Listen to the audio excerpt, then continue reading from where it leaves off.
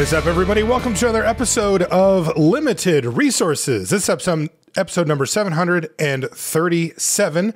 My name is Marshall. I'm one of your Limited Resources, and joining me on the line all the way from Denver, Colorado, it's Luis Scott-Vargas. Luis, what's up, buddy? How goes? Hey, how's it going? Not too bad. Been playing a lot of Murders at Karlov Manor, and we've got stuff to talk about. Yeah, we do. Yeah, to say the least. We've got our format overview episode of the show here, where we're going to go over kind of the big picture and talk about a few of the archetypes that have stood out to us in the early stages as well, and hope to get you up to speed on what's going on in MKM. So first off, though, I want to say thank you to everybody who supports us on Patreon. It's patreon.com/limited resources. And yeah, it means a lot to us. It is kind of the backbone of the show. And though it's really nice, Patreon did a really good job with how they implemented their system. It's fully flexible. You can choose how much you want, when you want, how often you want. You can come back, you can leave, you can go back and forth. You can change it whenever you want. There's no commitments. And that's really nice because, you know, we understand life circumstances change. They go back and forth.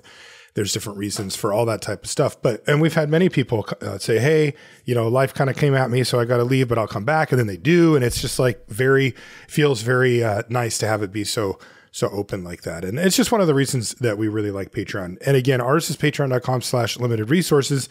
And if you do support us over there, you'll get a sticker and a thank you card in the mail, no matter what level you sign up for. We're also sponsored by Ultimate Guard, the place to get anything that you need to protect your magic cards. That's while you're playing, while you're organizing them, while you're traveling to and from a tournament or a play session or whatever.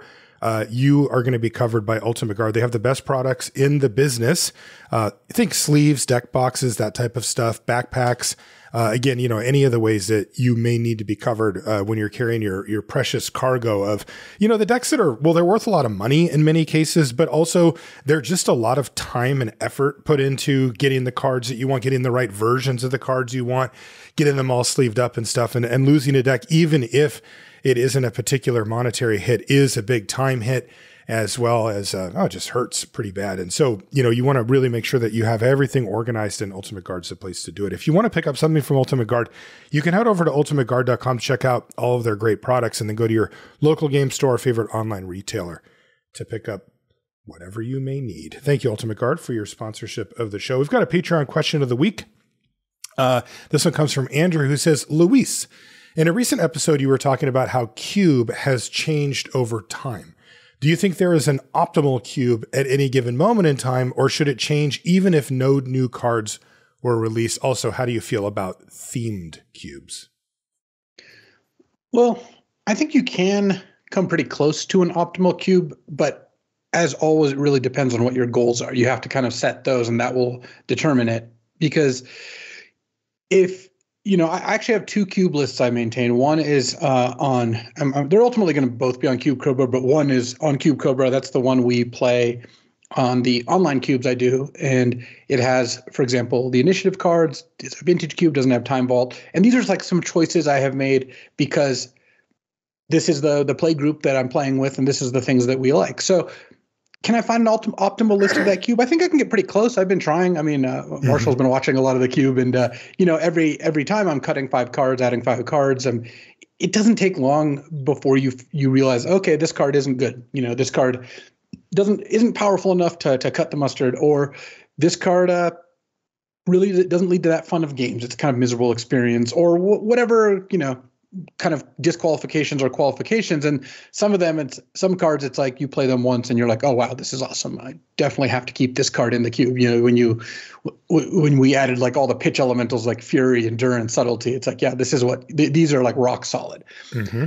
So on that note, even if a new set wasn't coming out for a while, I bet I could get pretty close to a list where it's like every card sparks joy is kind of what I'm hoping for. And like all the themes are supported enough and nothing is too obnoxious and all that. But it really depends on like, what are you going for?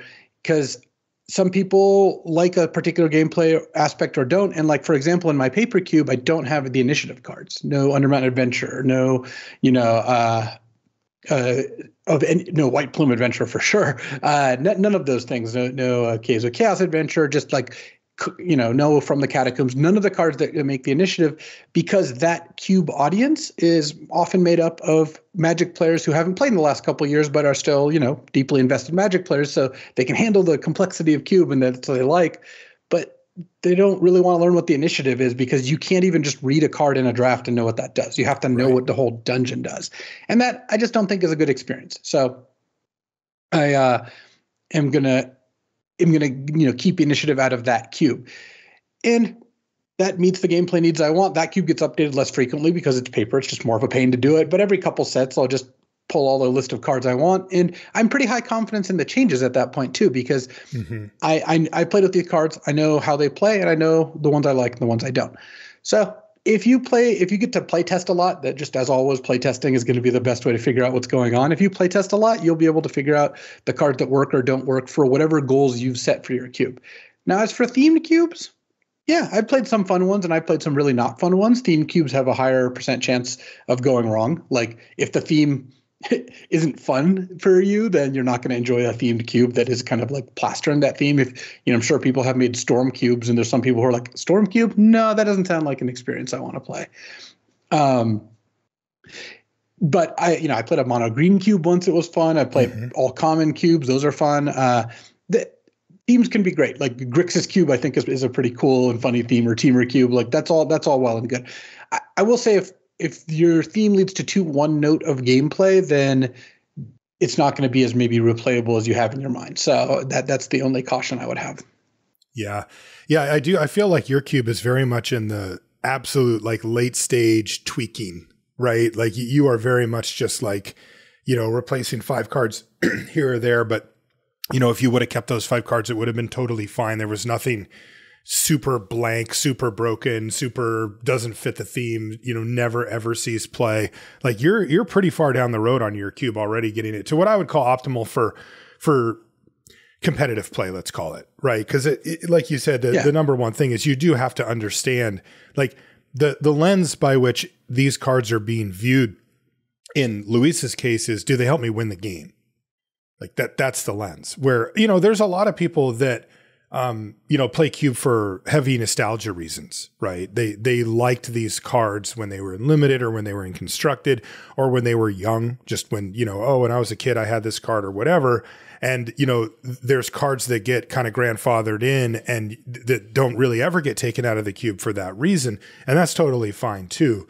But, like Louis said at the beginning, you have to kind of know what are you trying to maximize on? That's kind of, once you figure that out. And I will say that my cube online is for competitive cube drafters who draft multiple times a day. So I don't worry about, the understanding the initiative, that kind of thing.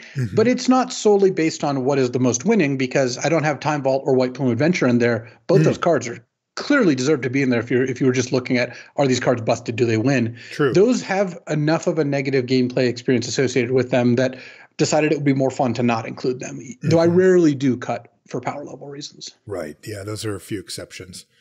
Okay, so thanks for the question, Andrew. We appreciate it. All right, before we get into the card level stuff, I wanted to get on my soapbox here because I've had enough. Go for it. I've got my popcorn ready. I've got my coffee, but yeah, I've had enough, man. It is time to push back. We've got another super fast format. And I don't know what's going on with the design of these sets. I don't know if it's a combination of factors, or if nobody's paying attention, or if this is actually what they want and maybe it's just not lining up with what I see most of the player base wanting. But it's another instance of a very fast format. Now, before I've went into some of the stats to kind of help bolster the point, but the one thing to remember is that I'm not necessarily talking about just aggressive decks winning, right? When we had Sirkovitz on, he went into detail about the difference between speed of a format and aggression level in the format. What I'm really talking about is the notion that if you do not do things that affect the board starting really as early as possible. I mean, if you can play a relevant 1-drop on turn 1, as once again Sirkovitz showed us, your win percentage goes up a lot, like 5%. And so, there's a focus on that. But even furthermore, it feels like if you don't do something that affects the board in the like 2 of the first 3 turns of the game, you can fall so far behind that you just can't come back against many decks in the format, not just one aggressive deck, but most decks or many decks in the format. And even to a point with this one, there's times where if you haven't done other things on turns 1 and 2, if you're going to play a turn 3 disguise creature, that honestly feels too far behind in many of these scenarios as well. And, you know, when I saw that this was a morph set, a disguise set, you know, those have traditionally been some of the best ones we've had. And they also tend to slow things down a little bit because so many people are playing 3-mana 2/2s, which, you know, tend to slow down the game. And you'd think that this one would as well. But the cards that are around these cards, in fact, that bolster the fact that these cards have Ward 2 like combat tricks, are very good. And it leads to even faster games happening. So again, I'm not saying aggressive necessarily decks, although those are quite good. I am saying speed of the format. And the reason that I think that this matters and that it really bothers me, and now I'm like over the line about it, where I'm really getting frustrated at this point with another one of these sets, is that it shoves out so much design space. There are so many cool archetypes that Luis and I will notice when we do the signposts on commons that, well, oh, that's sweet. You know, this color pair has this cool thing going on we haven't seen before. I'm excited to try that out. I want to see if I can build around it. Can I make it work? How good is it? And it's just laughable. Like, all of them fall to the wayside. Anything that is in the mid-range becomes secondary theme at absolute best.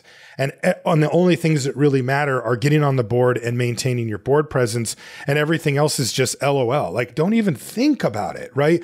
You know, a great example of a more extreme version of that, you know, was we were hoping that the Caves deck would be a good thing in the last set. And it was like not even close. And, you know, those type of things that you see that they clearly put design effort into. They definitely thought about. They definitely said, here's the Caves deck, here's the payoffs. You know, we've got this list of uncommons, one for each color. And none of it mattered. Those were just completely ignorable cards. That can't be good for the people designing the set and the way that the set's designed either, because it means, you know, a classic example these days that you can use is just blue-green as a color pair. It is generally just ignorable. It never, ever is the best color pair. It hasn't been in a long time. Like, where it's actually like, hey, you really want to be in blue-green, or, you know, you're making a mistake, or you got to force blue-green or anything like that. That's not even close. And it's almost always in the bottom 3, you know, where there's like the 3, even in a relatively tightly packed archetype structure, there's usually like 2 or 3 that are kind of like, well, you can play them, but they're near the bot. It's always in that group. And I'm looking at it like, how can we have set after set after set after set that just ignores 2 color pairs like blue, green, and then others too, blue, green, black usually tends to fall down and that kind of thing. So I started looking at some of the numbers to see if they would back up what I've been thinking. And they do. I looked at the speed of the format on 17 lands, which tells you, you know, on average, how long a game takes in a given format. And over the course of, since 17 Lands has collected data on Arena, which has been, you know, a number of years now, there's been 9 formats ever that have been under 9 turns per game on average. So, you know, they finish the game before the 9-turn mark. And of the 6 sets that have been released in 2023 and the one in 2024, all of them are on that list. So of the 9 ever, MKM, LCI, WoW, LTR, Mom, and 1 are all on it. So the last 6 sets that we've had populate 6 of the 9 fastest that we've ever had. And I know that there's an argument to be said, well, some people like faster formats, and that's fair. I think that Luis and I sometimes get a little unfairly labeled, thinking that we just want every format to be really slow, or that, you know, we just want to play control decks all the time. Yeah, we have our preferences, no doubt about it, but I'm definitely open to different speeds of different formats. I don't mind a fast format in there every once in a while. I like a really slow one every once in a while. That can be really fun. But for most part, I just want them to be in the middle, so that we can kind of explore mid-range decks and maybe touch a control deck every once in a while. And yes, have aggro represented as well. But in case you think that that's the only thing, that's driving what I'm saying here, which it's not, but if you think it is, excuse me, there's also another stat that's related to speed of the format, which is how much an advantage being on the play gives. So you win the die roll. What's the perfect, Luis, I'll throw this at you. What's the perfect number for a game for winning or losing the die roll? It's got to be 50-50, right? Yeah, you would, in an ideal world, it would be as close to 50-50 as possible. Right. And since Magic has to have one player go first, and it has been demonstrated that going first is an advantage, the goal then becomes to get that number as close to 50-50 as you can get within reason. But if you look at how the numbers have played out, there's been 4 sets ever that have been over 53%. And they're between 53 and 54, depending on which one. And that's not good, right? I mean, that is an alarm. That's a red flag if you're a game designer to say, okay, hold on a second. Like, if you win the die roll, just winning the die roll puts you above 53, so 53 and a half, pushing 54% in some cases. Like, that ain't good. That is not where you want your set to be. I mean, if you translate it to like casino terms, right? Like, many of the blackjack games, if you play perfectly, only have 51 and a half or 52% advantage. And you've seen the casinos they built off of that. Like, if you're getting up into 53, 54, it's starting to get pretty uncomfortable, from a win rate perspective. And of the 4 sets that have ever that have been beyond that, again, since 17 Lands has been recording data, they are the one that we have right now, MKM, LCI, MOM, and 1. So all 4 of them have come out in the last year. And the other 2 sets that have come out in the last year are WoW and LTR, and they are in the next group, which is above 52%, and there's 3 other sets in that group as well. So there's 5 total between 52 and 53%, and 2 of them have come out in the last year, and there's 4 total in above 53%, and they've all come out in the last year, including number 1, which is currently, admittedly, a little early in the format, but still, there's been enough games. It is MKM, the biggest advantage ever. So, and that's not, there is no preference there, right? I don't see a reasonable Magic player who's like, well, actually, it's really great if a player wins 53.5% of the time just by simply winning the die roll. And I'll tell you, you can feel it. If you play this format and you lose the die roll and don't have a 1-drop, and you're trying to play catch up by turn 3, you're playing a face down creature with disguise, it feels like the game's over, especially if your opponent actually does curve out and go 1, 2, 3. I mean, there's no way you're coming back from that.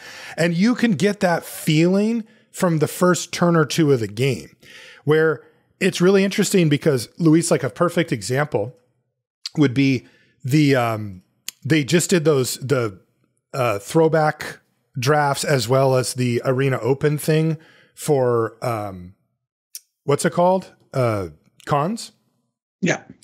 And cons, as a comparison or whatever, is one of the slowest formats that they've had recorded on Arena, probably just because it's old. But even in Premier Draft, it was at 9.9 turns, which is the RNA and KTK are the only 2 regular sets that have been at that 9.9 mark. And that was also a morph-based set. So, we're talking about a very, very big difference between the 2 here, just to show you a comparison of a set that also used it. Now, Cons was a little different. It was a 3-color set and all that too. So they're not apples to apples, to be fair. But the point being that, this is leagues apart. Right. We're not talking about even the same category here as far as turns. We're talking well over a turn different, which might not sound like a lot, but it is. And again, as another comparison, Cons percentage of the die roll was just below 51. So it was between 50 and 51%. Right. Which is like, that's about where you're going to get. There actually have, and this is a side note, but there have been 2 sets that have been below 50 where you're actually better on the draw. And those were RNA and THB. But anyway, you know, I'm not trying to compare the latest set to one of the GOATs, you know, to cons, but like I am doing it because, dude, this is becoming a problem.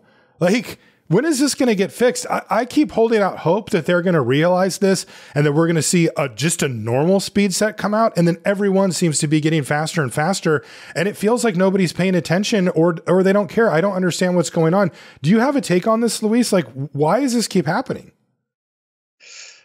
I'm not sure. I think there is a bit of a blueprint sort of thing going on where it's like, yeah, we're using, you know, a lot of the same like types of cards. We're putting in our 6 mana green creature that gains life. We're doing, you know, obviously the red burn spell, all that, like we've talked about. Will this change? Will things be a little different? I don't know. Like, that's the thing, is like, I don't really know where this is going. Like, it doesn't seem like it's gonna dramatically change, but also it could just change like on a dime. It wouldn't be hard for the next set just to have, you know, a much more, you know, much different kind of file. And when we see people like Dave Humphreys lead sets, you see a bit of a difference there too. That's true. And there could be a design philosophy happening. I mean, I don't know the answer at all. I know a few people that work in R&D listen to the show. And so this is, you know, partly us using our platform to say, hey, this is frustrating.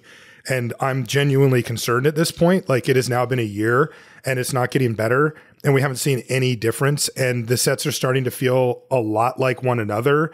And the question I have, of course, Luis, is always, what's the bottom line? Are us hardcore limited players, is it just people that have preferences like I do, like you do, that are bothered by this? Are the numbers, like, are people drafting these sets at the same clip that they would on week 7 as they would a format that's a little bit more open, right? Not necessarily a slow format, but just one where, you know, you can do a little more. Because, you know, I will say that in the defense of sets like this, you know, they've been like, this one, at least thus far, is relatively balanced. Like, there aren't archetypes that are just completely falling off the map as far as playability goes. There are a few that are way ahead of the curve, and that does screw things up a bit. But, you know, I don't know, outside of the games taking a shorter period of time, maybe people are just fine with that. You know, maybe they like it.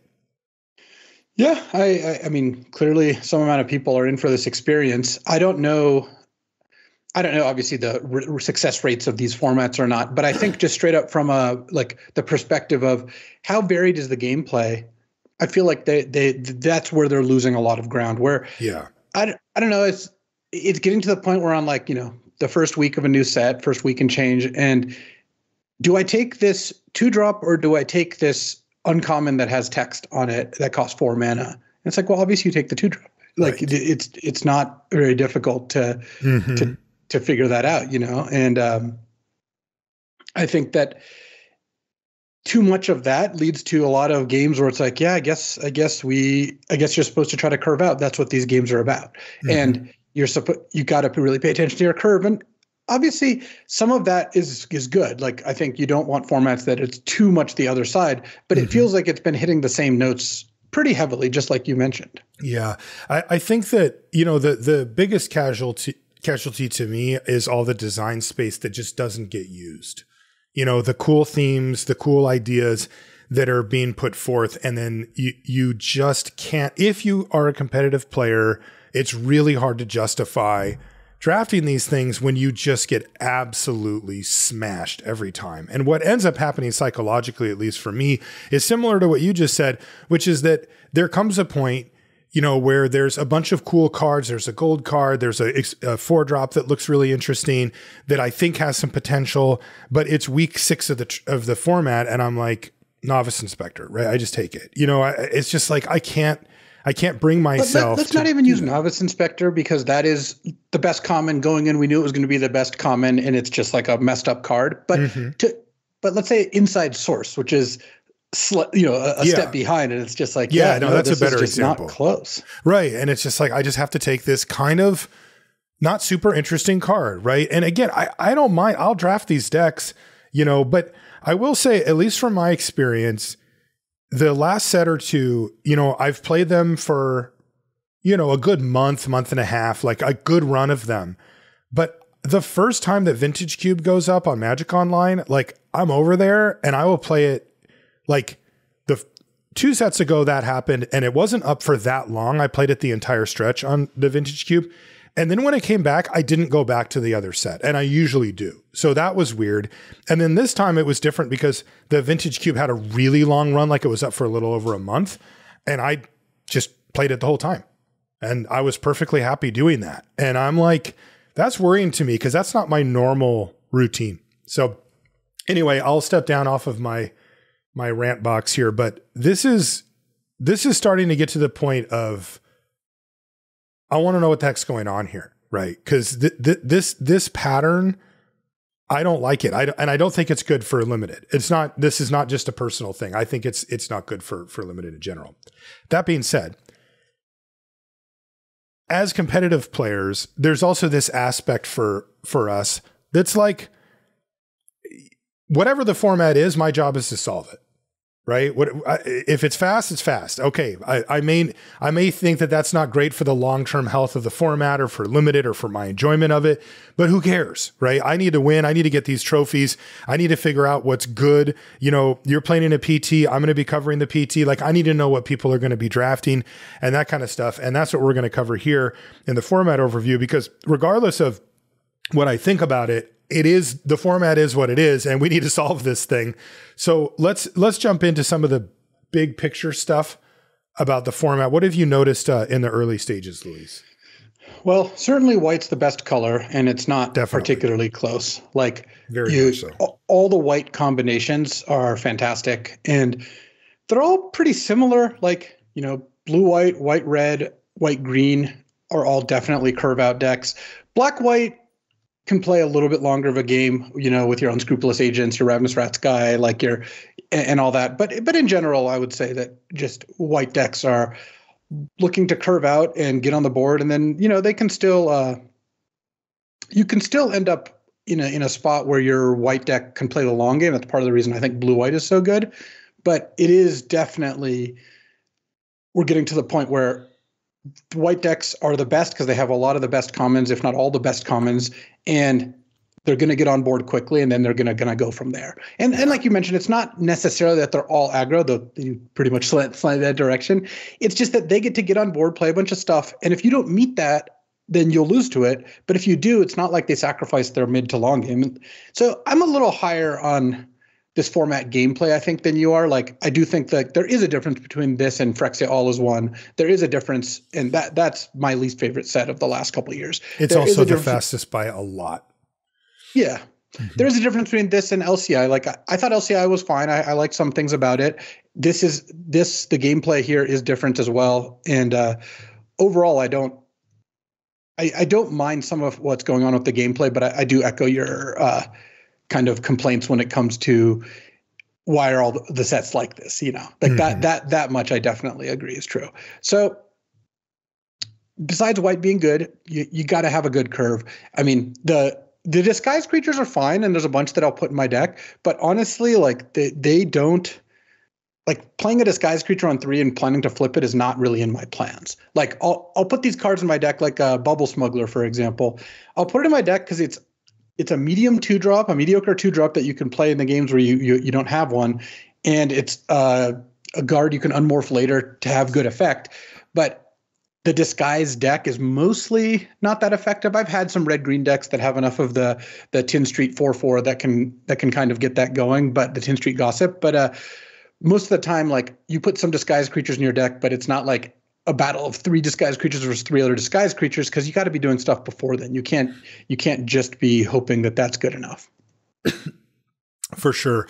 I mean, the curve out, it's funny because, we have like a tool that we use on the show called Cabs Theory, right? And this is to kind of reset, a palate cleanser, if you will, for players that maybe have gotten a little too fancy with regards to taking cards that don't affect the board and, trying to do too many different themes, etc. And it can be a way that you can say, all right, I'm going to F&M tonight and I'm just going to cabs it up. I'm only taking cards that affect the board state.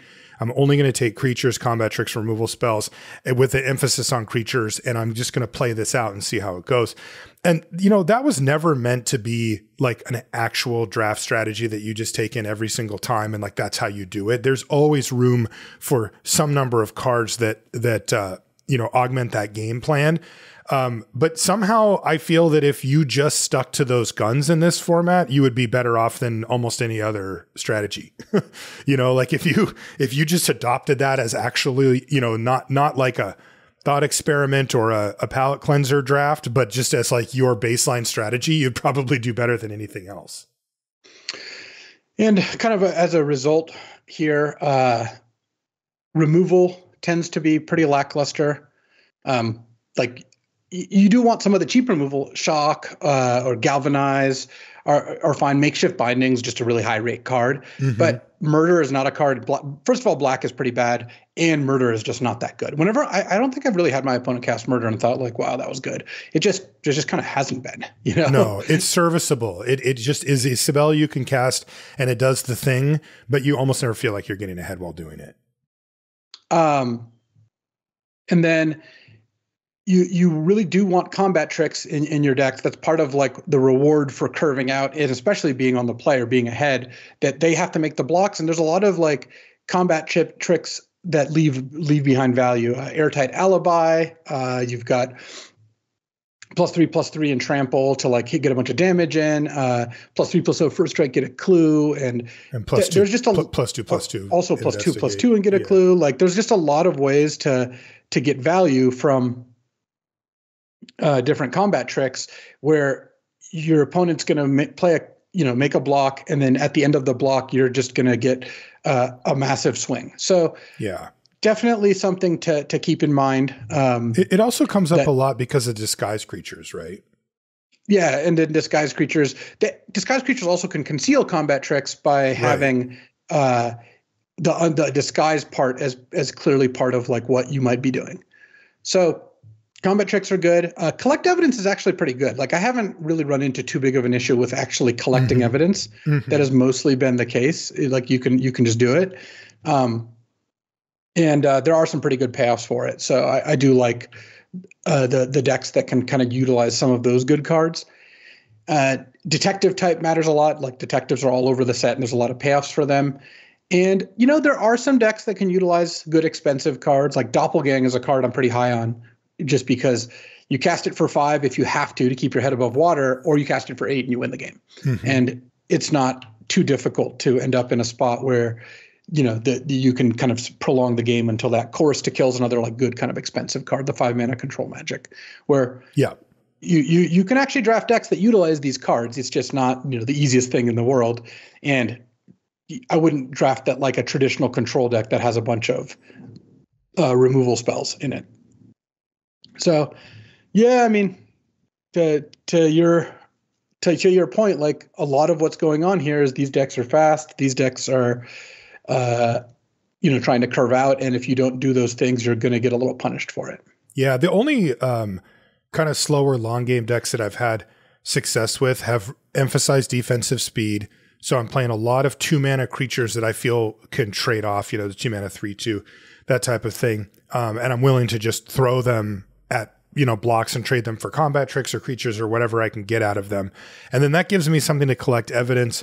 And then generally I need to have something really great at the top end. I mean, really devastating, wins the game type stuff, to make that strategy work. It has occasionally, I have pulled it off. I got a trophy with like a Rakdos deck that was straight up Grixis. But generally it doesn't, generally the consistency of onboard stuff that you're going to be facing in the queues means that, you just don't get that time to play, tap lands or double tap lands or anything like that.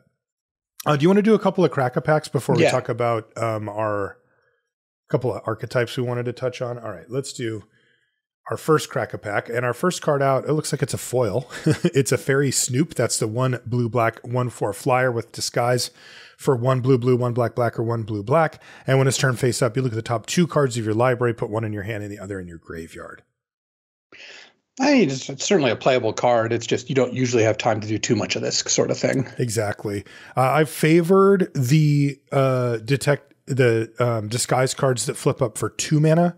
That seems to be the sweet spot. Again, just, given the fact that you're often under pressure, if you're going to flip up one of these things and have it do something good, you want it to affect the board ideally, and you want it to cost 2 mana to do so. Next is Magnifying Glass. That's a 3 mana artifact that taps for colorless, and you can pay 4 and tap it to investigate. I have yet to put this in my deck. Oh, I played it a couple times. And? If you have the Sphinx that goes and gets it, I'll play it. Like, I actually think that card's good enough. Okay. 6 mana, go get a Thinking Cap and a Magnifying Glass, and that's worth it. I've had some games that slow down to where I'm using Magnifying Glass to make clues, though obviously you're not going to do that all that often. Okay, but you have to have the Sphinx to play it. Yeah, I don't think I'd put this card in my deck without the Sphinx, unless you had some weird deck that had like 2 of the 5-drop 5/5s or something. Yeah. But even then, like, it doesn't help cast it that much because it only has 1 colorless pip in the casting cost. Right. Tunnel Tipster. That's the 1 and a green 1/1 that taps for green. And at the beginning and end step, if you had a face down creature enter the battlefield under your turn, under your control, it gets +1/+1 counter. This thing does.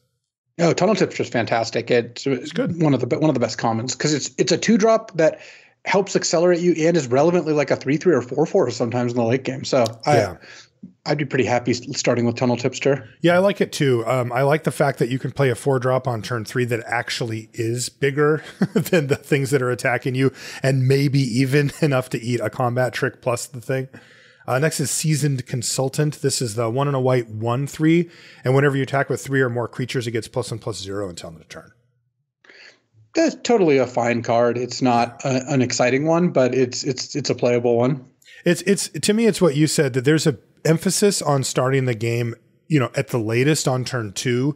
So you do need to play some number of 2 mana creatures that maybe aren't like super awesome, but that can do stuff. And that's what this is. This is like, it's fine. And then when it does attack, it hits really hard, if you can set it up. And it's in white, so it is set up to do so. Next is Repeat Offender. This is the 1 and a black 2/1, and you can pay 2 and a black to make it suspected if it's not. And if it is, you get a +1/+1 counter on it. It's a 2-drop, so you'll put it in your deck. It's just not a card I'm excited to put in my deck. It follows that same description as Seasoned Consultant. It's just, you can play it because you need 2s, but it's not exciting. A little worse than Seasoned Consultant. It's worse card, but it's the same description. Yeah. Yeah. Next is Suspicious Detonation. That's the 4 and a red sorcery that I always think is an instant, by the way. And it does 4 damage to target creature, and it costs 3 less to cast if you sacrifice an artifact this turn. Also, it can't be countered.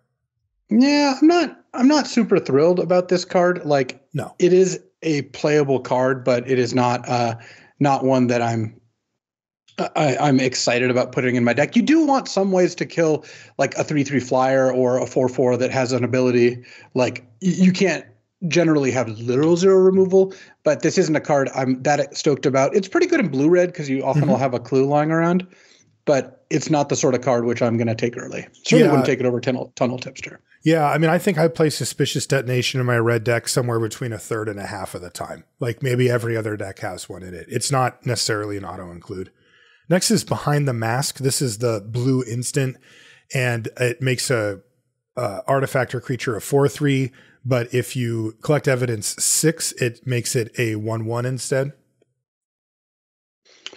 I don't think this card's very good. I have had people play it against me, but it hasn't really been shown to me that this card does anything. Yeah, that's where I'm at too. It occasionally will snipe something, but the issue is that if you're not collecting evidence, it plays out like a glorified combat trick, and there's already plenty of glorified combat tricks in the set. And collect evidence 6 is a thing. I mean, like you said, I found collecting evidence to be generally pretty easy, but do you want to use your one big collect evidence on this? Probably not. And if you can't, then the card really stinks. Like, it's mediocre. Yeah, I guess the use is if you had a deck with a couple like payoffs for collecting evidence, like Surveillance Monitor or the blue-green 2/2, where it's like you just want to actually trigger the collect evidence ability, then and you're short on that aspect, then yeah, sure, you could play one of these. Definitely. It is not so bad that you just would never put it in your deck. Next is, this is a victim of what we were talking about before. Public Thoroughfare. It's the land that taps for any color. It ETBs tapped, and when it ETBs, you sacrifice it unless you tapped an untapped artifact or land you control. Look, this is a powerful card, right? But if your turn 2 is this, you are dead. Yeah, I mean, to be fair, that would be true of almost any set in the last 5 years. Like you can't do this kind of thing. A double tap land, like this is not only a tap land, but it taps one of your other lands. Like when this was Rupture Spire in Shards, which had tons of sick multicolor cards, a slow format, and the fixing was bad, then that card was okay to play sometimes. Yeah. we're so far past that like. But this one taps artifacts. Oh, sure. It might just be a tap land. Yeah. I don't really. This one I'm not really pouring one out for because this was just kind of like a never was.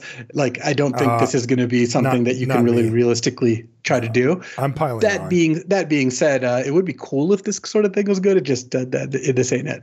I'm piling on, Luis. Anything I can. Now I'm like a, bloodhound. I'm like, oh yeah, well, Public Thoroughfare. What happened to that? Next is Sanguine Savior. This is the 1 white-black 2/1 flying lifelink. And it flips for white, black, or black-white. And another creature you control gets lifelink when it flips. It has Disguise if you have it. It's fine. It's nothing exciting. No, it's tough because I thought that this type of card might be something that would be decent in a aggressive format. A life swing plus leaving behind a 2/1 flying lifelink that maybe even is hitting this turn or whatever. Can actually be pretty powerful, but it is just small, right? A 2/1... even with flying and lifelink, with the mana that you have to put into it, 5 mana total, if you want to do the transform thing, is just a little bit undersized. It doesn't seem to swing the race often enough to make it awesome. That brings us to the uncommons. First one is Absolving Lamassu. This is the 4 and a white 4/3 flyer. And when it enters the battlefield, all suspected creatures are no longer suspected. And when it dies, you gain 3 life and you suspect up to 1 target creature an opponent controls. I mean, you could play this if your deck if you need another 5-drop. It's fine. It's just it's not very good. Yeah, I mean, this is a classic, just sort of ignorable 5 to me. The 3 toughness is really tough. If it was a 3/4, I'd like it so much better, but it gets galvanized a lot. So it's just okay. Next is, this one's actually been really good. Reckless Detective. This is the 1 and a red 0/3. And whenever it attacks, you may sacrifice an artifact or discard a card. If you do, it gets +2/+0 and you draw a card.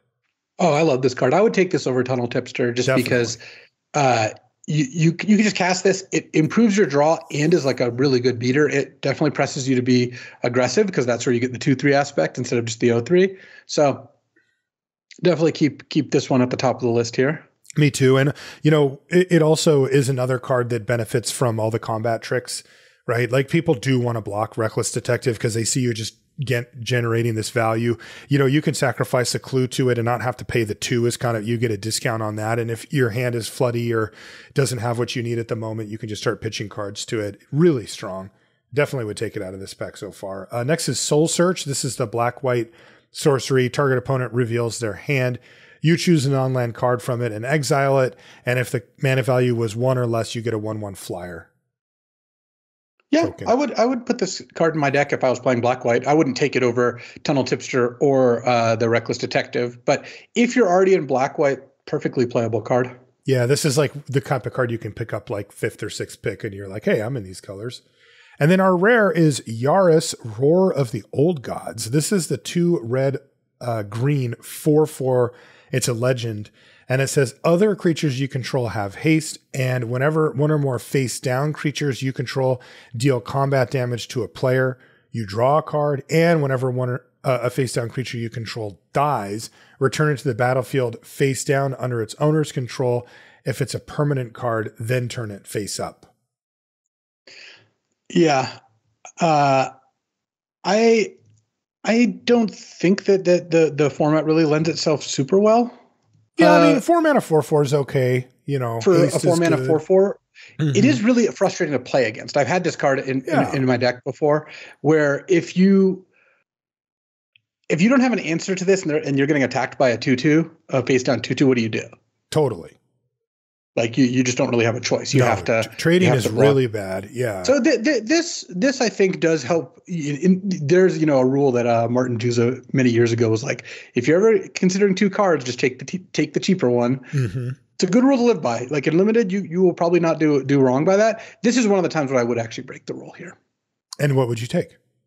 The 4-mana 4/4. You would take Yaris. I would break it. I would take the more expensive card. Okay. It's a gold card and it's more expensive, but I do think this is good enough. Especially pick one, you could just take it, and I think you can make a good deck out of this. I would still take Reckless Detective myself. Like I think it's roughly on par, and only 2 mana. So and 1 color is also a benefit there too. I do like Yaris though. Like if I took Tunnel Tipster and next pick was Yaris, I'd be in. Like that. Especially if you have Tunnel Tipster. I mean, it makes Yaris so much, because turn 3 Yaris is like, that's definitely the biggest thing.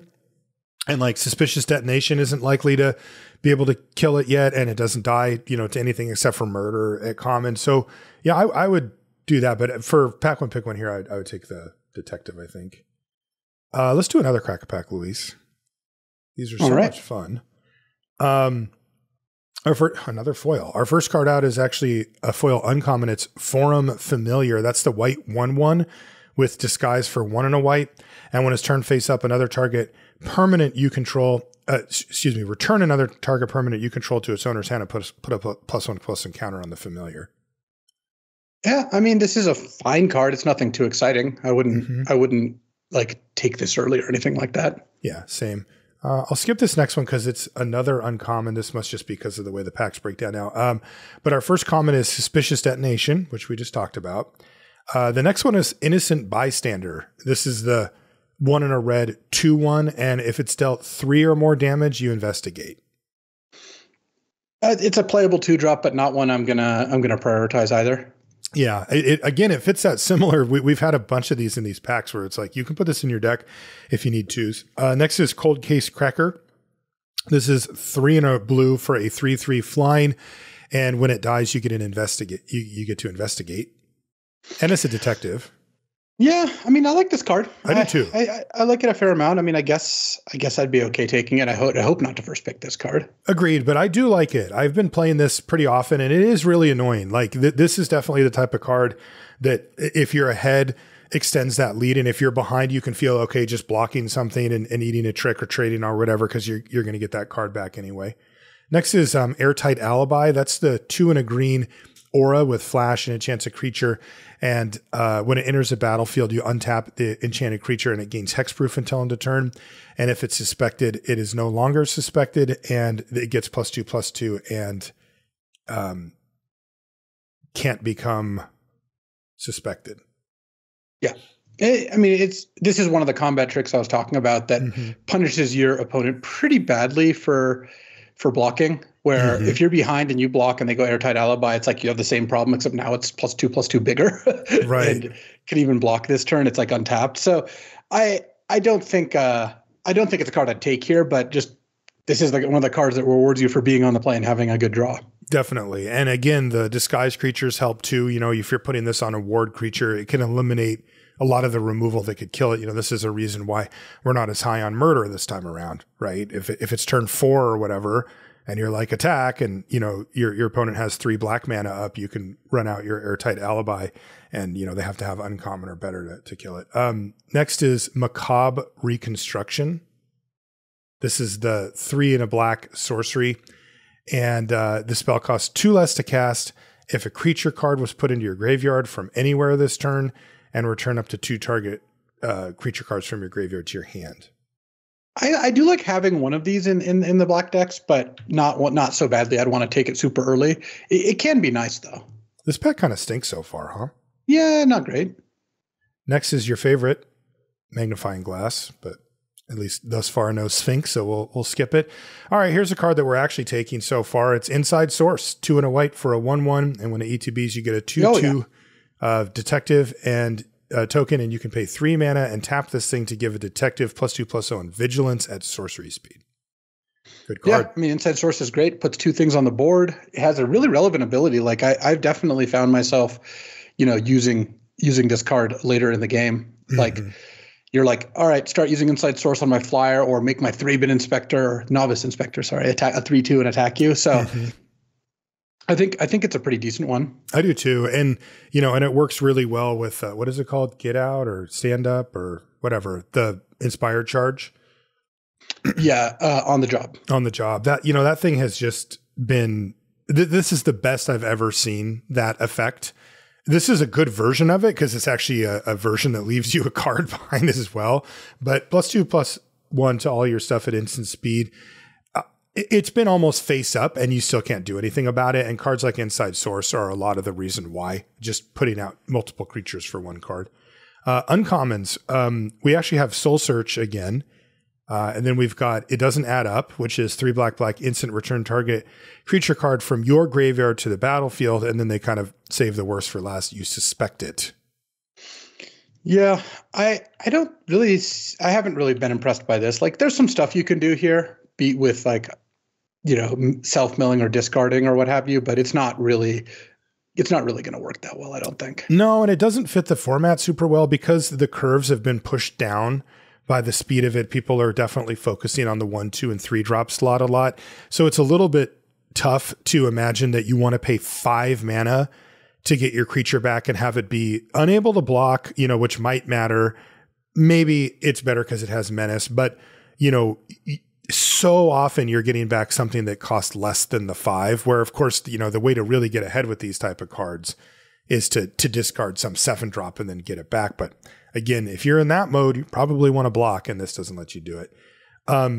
Next is Undercity Eliminator. This is the 3 black, 3/3, and when it ETBs, you can sacrifice an artifact or creature, and when you do, exile target creature an opponent controls. Have you seen this thing pop off? I mean, it's a good card. Like if you use it, it's good. I don't know how often you're gonna get a chance to utilize this, but casting it as your 5 when you have something to sacrifice is pretty effective. It is. It does swing the board. It is one of the few ways to kind of swing it back. A little bit of a problem. It's in black, which is, one of the less good colors. Would you take it over Inside Source is the question. No, I don't think you could do that. I don't think so either. I just think like Inside Source is in a much, much better color, and it's kind of hard to tease out, like, because, we obviously will look at like, okay, well, what are the win rates of these cards just out of curiosity? I bet Inside Source is in part higher because white's better, but that's also just a relevant factor. So yes, overall, I would much rather have Inside Source. I really like this next card. It's kind of interesting because it's the similarly upgraded version of On the Job. It's just the opposite. It's Eliminate the Impossible. It's the 1 in a blue instant, and it says investigate, and creatures your opponents control get -2/-0 until end of turn. And if any of them are suspected, they're no longer suspected. I like this card a lot too. I do. It's powerful. I mean, in this format, there's a lot of people using combat tricks, using combat, trying to do mass pump effects, and Eliminate the Impossible like really does screw up their combat pretty badly. And it is a cantrip. It gets you your card back. Yeah. I just out of curiosity looked up Undercity Eliminator. It has just a mediocre win rate. So. What's its win rate? 54.5%. Yeah, that's. I think in this set slightly below. Yeah. But Eliminate the Impossible has been cool. I mentioned that deck that I had with Rakdos, that Grixis deck, and Eliminate the Impossible. I had 2 of them in that deck, and they were very good. Like they buy you a turn, and a turn can be the difference. If you have powerful things to do slightly later in the game. But it is an uncommon. You don't see it that much, but I like it. I would still take Inside Source over it, though. Yeah, I think you just got to start on at that point. All right, the CFR rare takes that away. It's Treacherous Greed. That's the one black-white instant. No. It says an additional cost to cast this spell. Sacrifice a creature that dealt damage this turn. Draw 3 cards. Each opponent loses 3 life, and you gain 3 life. Yeah. It's tough because, we talked about it on the rare review. That is a very, very powerful effect. but the cost of it is so brutal. And there's times when you can't pay it even if you want. You know, it leaves you, like, if you just simply cannot get a creature to deal damage somehow, somewhat, like if you don't have any creatures, for example, Treacherous Greed just isn't going to do anything for you. The creature also has to be able to deal damage and still be there to be sacrificed. So, you know, if it's only trades, that won't work.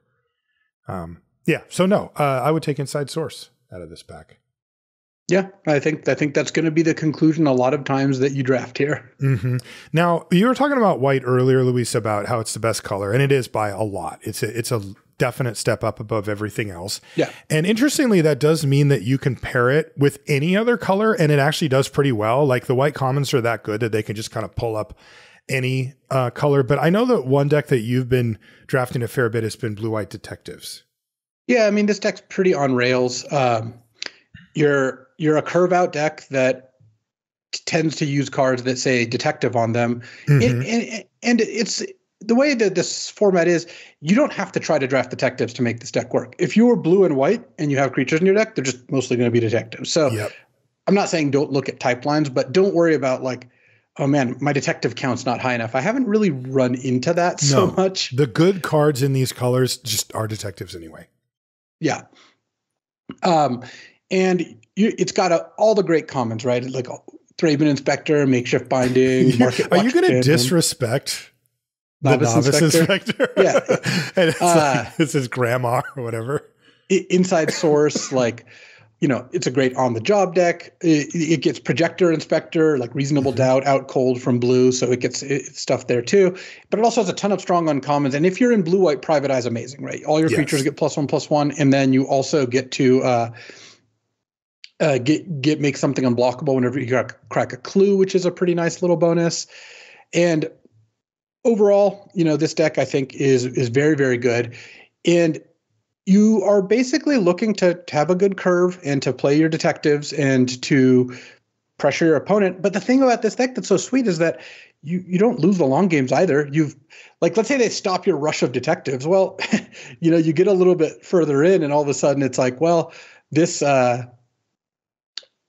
game, like, they stalled me out. I tried to curve out. Well, I've got 2 clues in play and I cracked those 2 and I draw an out cold. And then all of a sudden I set up, you know, basically a rebuy. And it's like, it does feel like that. Yeah. So it can kind of play both sides of the court, which is why it's so good.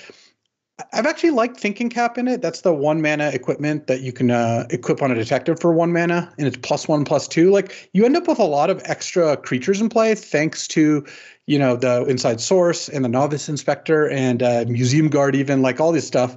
And then when you end up with that, you can put this card out, and then, like, every turn you just equip a different one of them. And I found it works fairly well. Yeah, this has been one of my favorite decks to get. Like you said, it is somewhat on rails. So, you know, it kind of just comes together the way that you'd think that they designed it. But it's strong. I mean, you kind of get the best of both worlds. A similar deck that's not in white that I've liked has been Blue-Red Artifacts. But that was the theme I think they were going for. But the artifact part ends up being more like a sub-theme. It's really just kind of an assertive tempo deck. But it's good at that. It has very efficient spells to interact and reasonably efficient threats as well. Cause you get the good stuff like Shock and Galvanize, you know, to keep the board clear. Person of Interest has been one of the best red commons. I mean, it just puts out 2 creatures, one of them, you know, in aggressive decks, one of them with evasion. I mean, that's really strong. I really like Red Herring, just in general, but I like it in this deck the most. And then, you know, we just talked about Cold Case Cracker. I like that a lot. Unauthorized Exit's the bounce spell, and that's a very good way to set somebody back quite a bit on tempo. Crime Stopper Sprite can be the type of card that can, again, get a blocker out of the way either right now or even for a turn cycle. Out Cold has been really good. I mean, it's a strong tempo card that can, like, finish off the game, basically, you know, take out some blockers. Excellent. It's just a great card. It's really good. And then, you know, for the disguise cards, you get Gadget Technician, which is really strong. You know, a 3/2 and it makes a 1/1 flyer. It's also an artifact, the flyer. So that's pretty good. And then in a pinch, you could even play a Granite Witness, you know, to flip up for 2 blue mana. And that is also happens to be an artifact creature. And, you know, it it has a strong effect on the game too, similar to, an Out Cold or a Crime Stopper Sprite or whatever, where you can flip it up on your opponent's turn, take a creature out of combat and blocking on your turn. That can be enough to swing a race, especially when you just put 3 power in the air. For uncommons, this is where the deck really gets its power punch. Gleaming Gear Drake is the king. That's the one you want. That's what will put you down this road.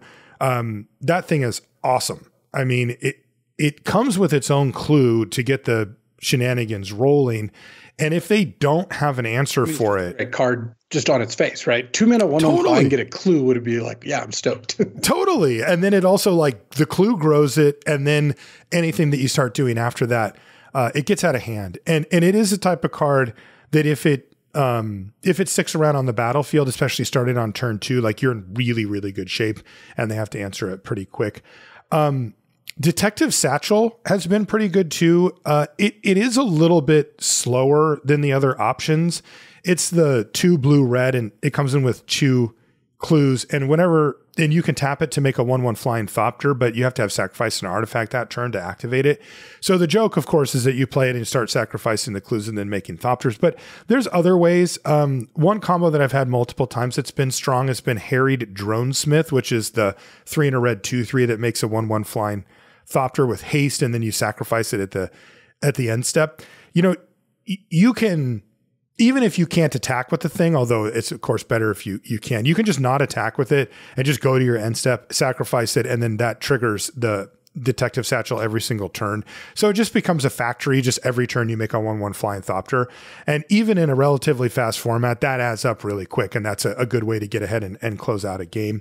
But even if you don't get to do that, it doesn't cost mana to tap it and make the Thopter. So, at some point you were planning on doing something with those clue tokens, and they will just become 1/1 flyers whenever you happen to do something with them, whether it's draw a card or not. So my biggest question with this deck is how do you keep yourself from getting run over? Yeah. How do you get to the point where you can leverage clues? Because Deduce, for example, Deduce is a really, really pushed card. 2 mana draw card that gives you a clue in play, which is another 2 mana draw card, is just that's a really fantastic deal. Yeah, and I have been playing those.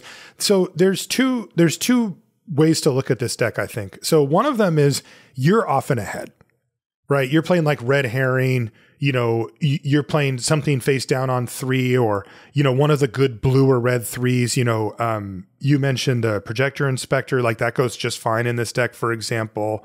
Good 3-powered 2-drops or 3-powered 3-drops that have additional text on them that help you.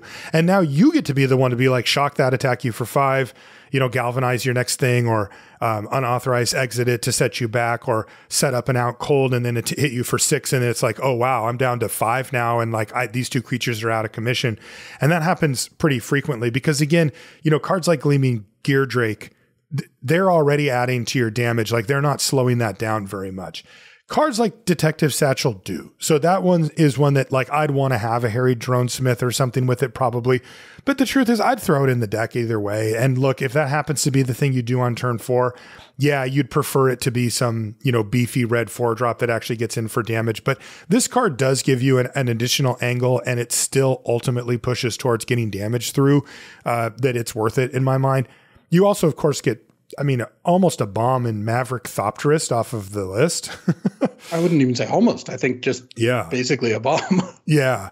So anyway, the point being that, you are the aggressive player in many of these scenarios, and then you just sort of add on this light sub-theme of the artifacts and the sacrificing and stuff that you can get some good power off of, like casting your Maverick Thopterist early, getting your Gleaming Gear Drake from, a 1/1 flyer up to a 4/4 or 5/5 that came down on turn 2 and is just smashing them.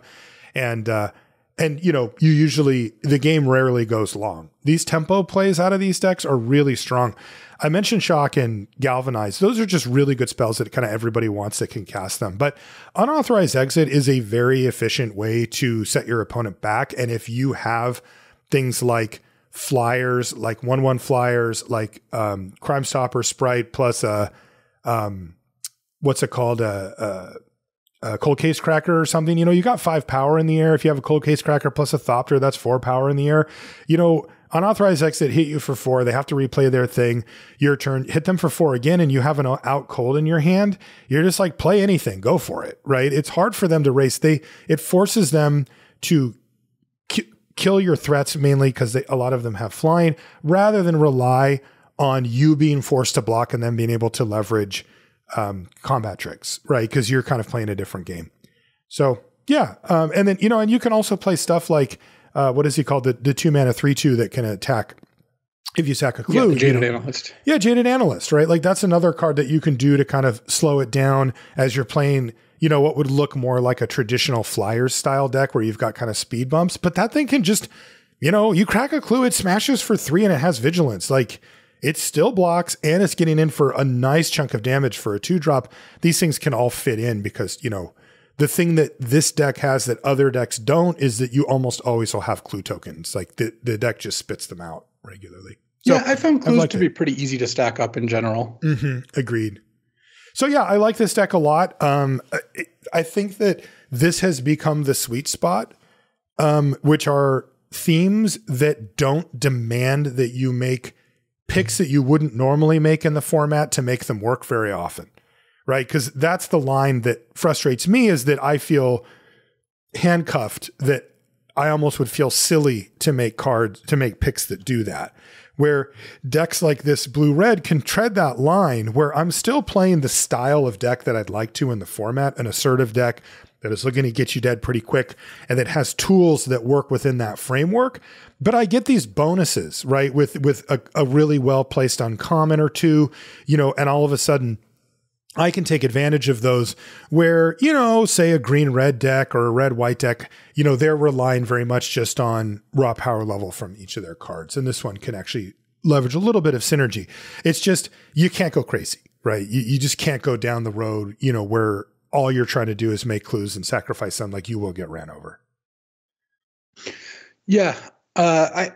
I've played against blue-red a number of times, and I had one blue-red deck, but it was like a blue-red-black deck, Splashing Rakdos, that was purely defensive, but it had a lot of like blockers, and I tried to tend towards cheap removal. So I think there's something there. I'm not ready to like give a deck breakdown because I'm not at that point yet. But I drafted like a Sultai deck where I had a Doppelgang and Coerce to Kill and like 2 the Murder Among Us. So I just drafted this deck with as many like 2 and 3 mana kind of defensive oriented creatures as I can. Some removal, but not that much because the removal is like on the more expensive side. And then just trying to win the game by casting 5 mana control magic, 5 mana put 3 creatures into play, or eventually 8 mana Doppelgang. And I think there is room to do stuff like that. I just don't think the removal based kind of like efforts are really what you want to do. You want the more defensive speed of like the either super cheap removal or the creatures that can interact at that stage of the game.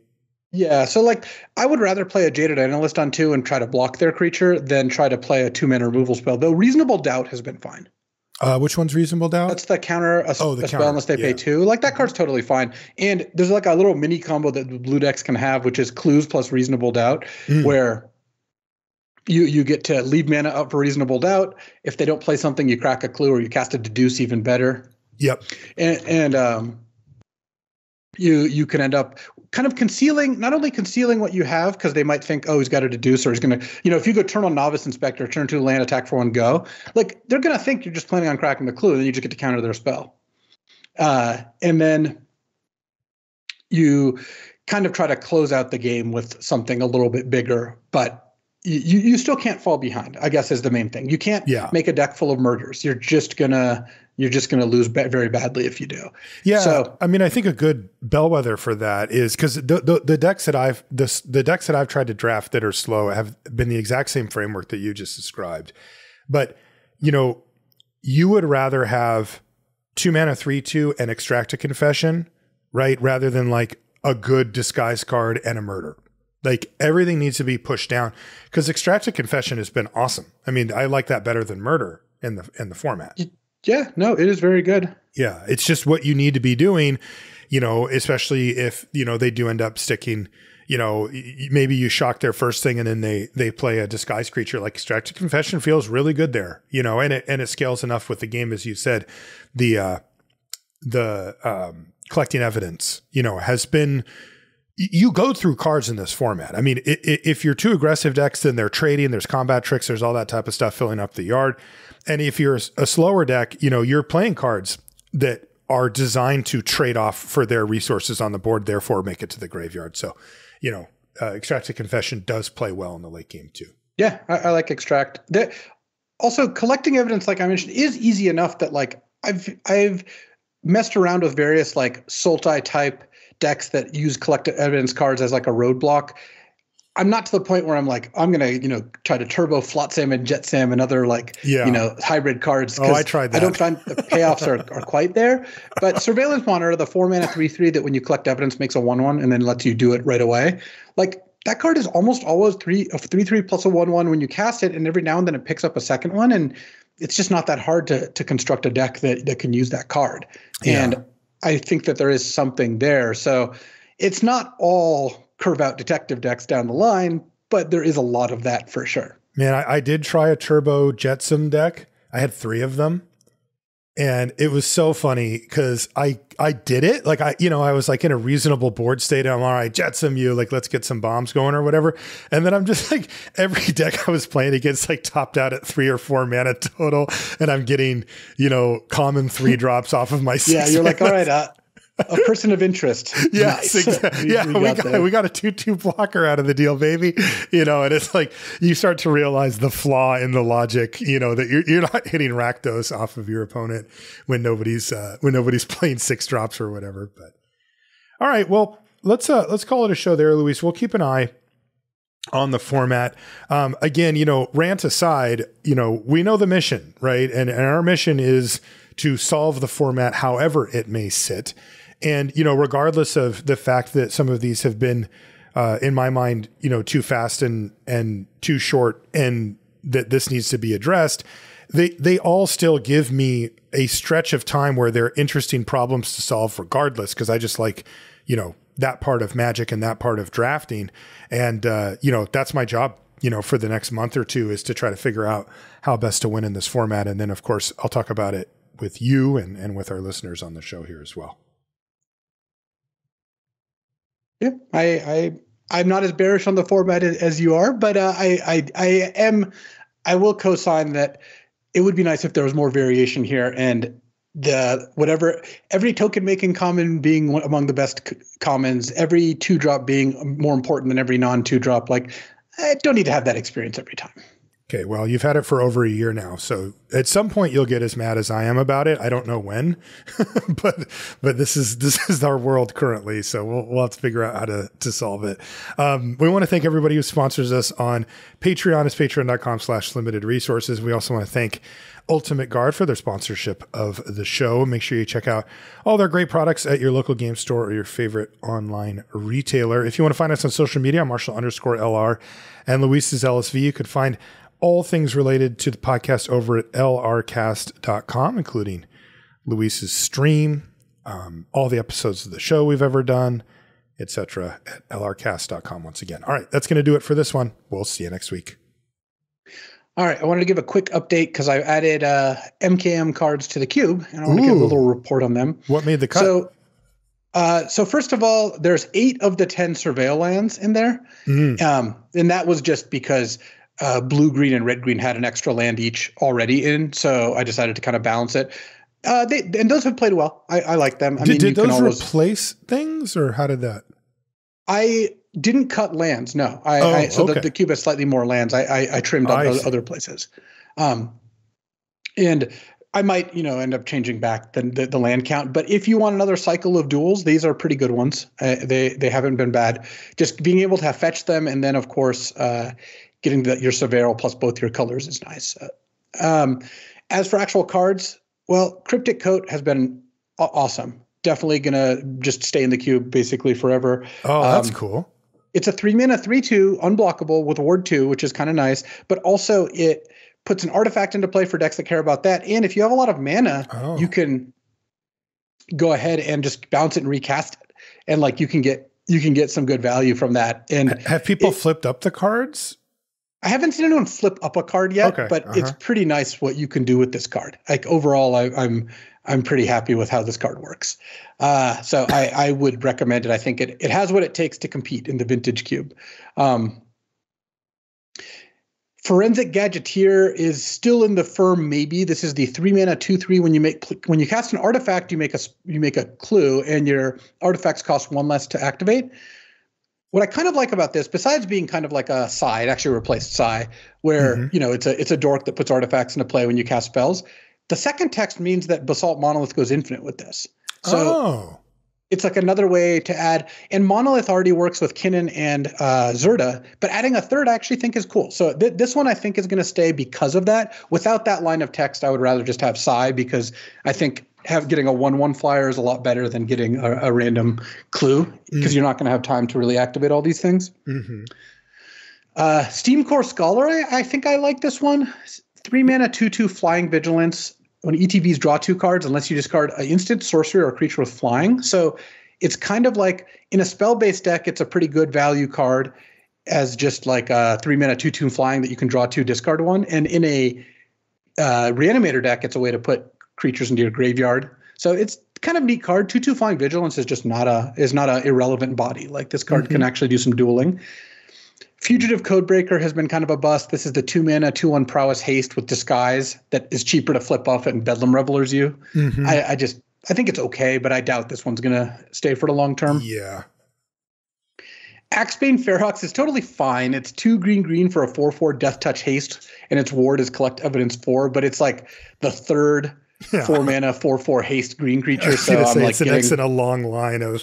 And all the other ones are better. Questing Beast and Ulvenwald Oddity are both better. Undermountain Adventure is better if you're just looking at 4s in general. Probably better than Oracle Moldiah, though, as sad as that is to admit. Another green card trying is Sharp-Eyed Rookie, 2-mana 2/2 Vigilance, and then it grows whenever you play a bigger creature than it, and it investigates. I'm still not sold on this one, but I think it might be okay. What's the cost on the Sharp-Eyed Rookie? 2 mana. So 1 and a white? 1 and a green. If it was 1 and a white, this card I think would be very good. Okay. As is, it's at 1 and a green. You kind of need a mid-range green deck to make it good, but those decks exist, and I think that they would like them. Like, if you can trigger it on turn 3 as a 2-mana 3/3 with a clue, like that is really good. It is good. So, and you can with the Ferox, the mana dork. There we go. Gleaming Geardrake, your buddy. It's for Academy decks. It's 2 artifacts and 1 card. Oh, okay. It's probably not quite good enough to take a blue-red spell slot, is my guess. that was my take too. Yeah. Lazav, Wearer of Faces, I've actually liked. So this is blue-black for a 2/3, and when it attacks, you exile a card in a graveyard, then investigate, and then whenever you crack a clue, it can turn into something. It not only is a 2-mana 2/3 that attacks and makes a clue, it's been good, because like what it's competing with is Kaito Shizuki, I think is the worst blue-black card. It also, against like Reanimator decks or in Reanimator decks, it's got some little action going. You can sack a clue and turn it into like a big creature that it exiled the turn before, or you can attack and make it into a flyer. Like it can do some things.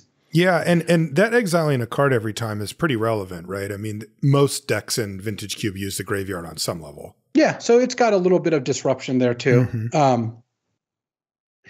Lazav, No More Lies is the next, and this is just going to stay in. This is blue-white instant, counter a spell unless they pay 3, exile it. And like it is just straight up like better than Dovin's Veto. So that was an easy switch. And those are the cards I'm trying from the new set. There are some other ones that I might play, but these are the ones I've tried, and some of them haven't quite gotten there, like the Fugitive Codebreaker or Gleaming Geardrake, Sharp-Eyed Rookie, but a lot of them are good enough.